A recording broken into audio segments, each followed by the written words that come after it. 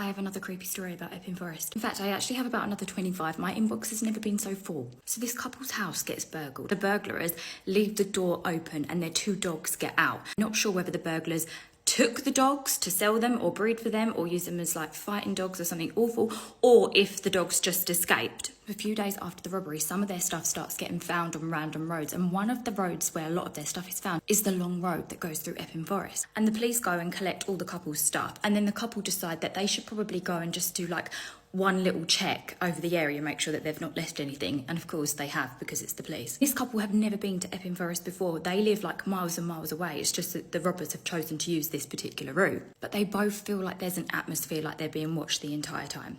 And originally the wife had planned to go on her own, and the husband's like, I'm so glad that we've done this together, because I would never want you to be here alone. But then a few days later, when her husband is at work, the wife starts to think, I just have this weird feeling that maybe our dogs might have been let free in Epping Forest. She starts to type up on all the message boards saying, has anybody seen these dogs? And guess what? Someone replied, I think I might have seen your dogs the other day on a dog walk, and I did wonder why they were running free.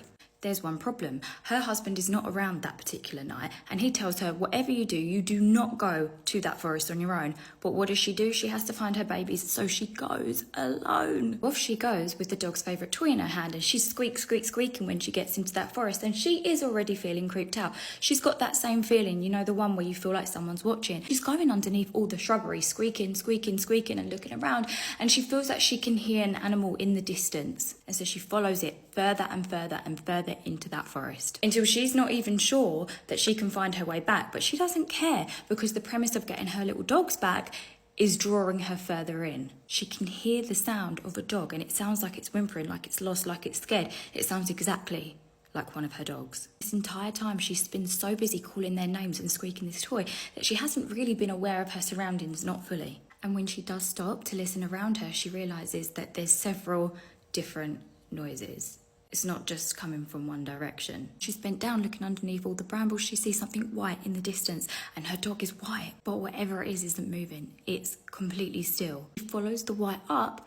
She realises that there is a man standing in a full white robe. She immediately jumps up and she screams. She says, I'm sorry, I didn't expect there to be anybody else in the woods. He doesn't say anything. He just stands there staring at her.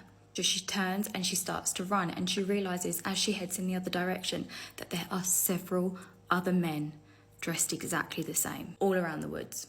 And by the way, they're not ghosts. I have had several DMs that cults meet in Epping Forest. Yeah, cults. So if, like me, you were wondering what happened to their dogs, I don't know. I messaged her.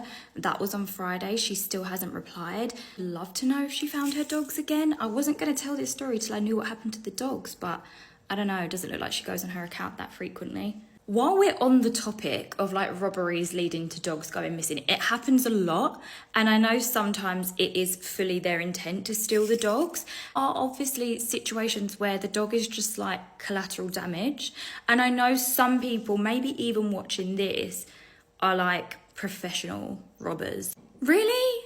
Like one thing to rob somebody's precious, valuable items, but let their dog out. Let their dog out. What sort of people?